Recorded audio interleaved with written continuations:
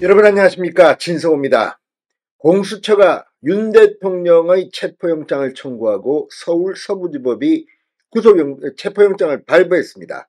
자, 공수처가 수사권도 없는데 어떻게 영장을 청구할 수 있으며 서울중앙지법이 아닌 서울 서부지법이 이 영장을 발부한 것은 불법이다, 효력이 없다, 무효라는 이야기가 법조계에 나돌고 있습니다. 윤 대통령 측도 강하게 반발하고 있습니다. 자, 체포영장 발부에 대해서 방금 전 윤석열 대통령 측이 또 하나의 반격에 나섰습니다. 자, 방금 전 윤석열 대통령 측은 법원이 체포영장을 발부한 데 대해 헌법재판소에 권한쟁의 심판과 체포영장 효력정지 가처분 신청을 낼 예정이라고 긴급 발표했습니다. 자, 지금 이런 일이 벌어지고 있는 이유는 뭘까요? 왜 공수처는 세 차례나 출석을 요구했지만 윤 대통령이 출석에 불응해 이렇게 체포영장을 신청하게 됐다고 말했을까요?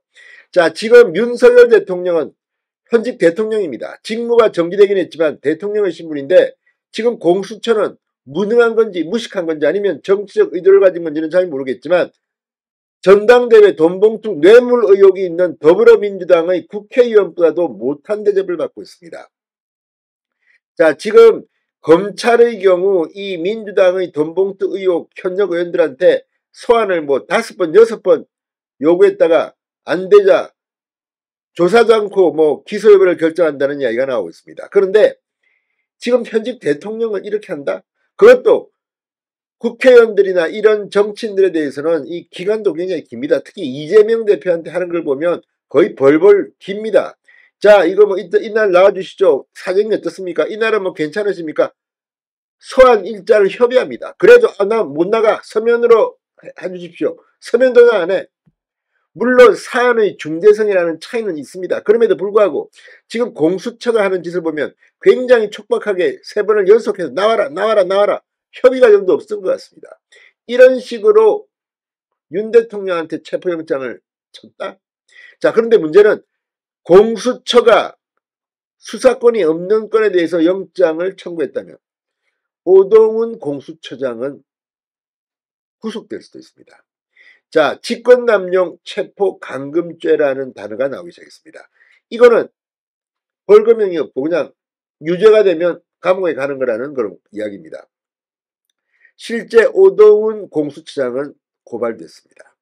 그리고 윤 대통령은 방금 전 헌법재판소에 이 권한쟁의 심판과 체포영장 효력정지 가처분 신청을 내겠다고 했습니다. 어떻게 될까요? 진성호의 융단 폭격 시작합니다. 공수처를 융단 폭격합니다.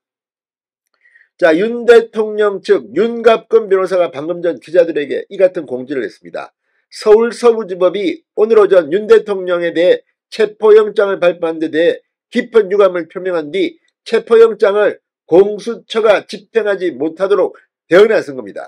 지금 법조인 중에는 공수처가 체포영장을 집행하려고 할 경우에 경호처가 무기로 대응해도 법적으로 문제가 없을 수 있다는 말까지 나옵니다. 물론 이거는 굉장히 극단적인 상황이지만 불법적인 법 집행이라는 겁니다. 서부지법도 지금 마찬가지로 논란에 휩싸이고 있습니다. 윤 변호사는 방금 전 서울고검청사에서 기자들과 만나 권한이 없는 수사기관에서 청구한 영장이 발부된 데 대해 상당히 유감스럽다고 생각한다고 했습니다. 공수처는 내란 혐의에 관한 수사 권한이 없어 공수처가 체포영장을 청구한 것은 위법하다는 취지입니다. 윤 변호사는 이어 위법사항이 해소되지 않는 한 대통령으로서 수사에 응하기 어렵다고 생각한다. 법에 정해진 절차에 따라야 한다고 말했습니다. 정당한 권한을 가진 수사기관에서 정상적인 절차에 따라 진행한다면 그 절차에는 응하겠다고도 했습니다. 근데 문제는 지금 내란죄를 수사할 권한은 경찰밖에 없습니다. 그런데 왜 경찰이 지금 공수처를 통해서 하느냐? 지금 경찰과 공수처가 무슨 공조사본부라는 걸 만들었습니다. 그런데 이게 지금 법적으로는 논란이 굉장히 큰 그런 조직입니다. 아무 법적 실체가 없는 조직입니다. 왜냐하면 경찰이 내란죄 수사 권한이 있기 때문에 경찰이 윤 대통령의 체포영장을 청구한다면 검찰에다가 그걸 요구해야 됩니다. 그런데 지금 경찰과 검찰은 거의 난투극 수준으로 경쟁을 하고 있습니다. 검찰이 우정수 국수본 본부장 휴대폰 압수했습니다.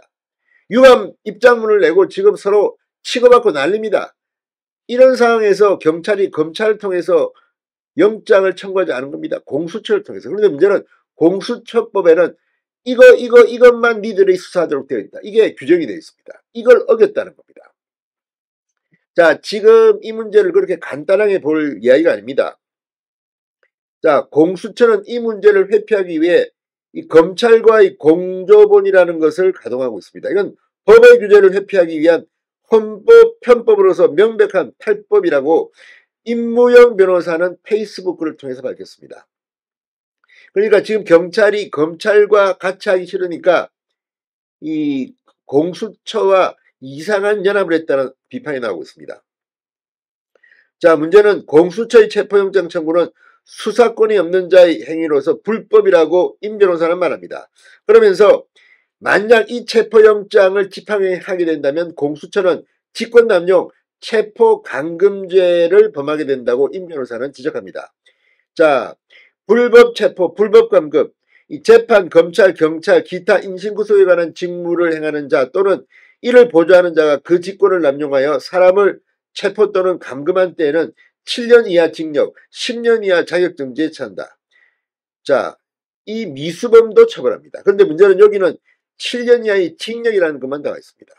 이 벌금 이런 이야기가 없습니다.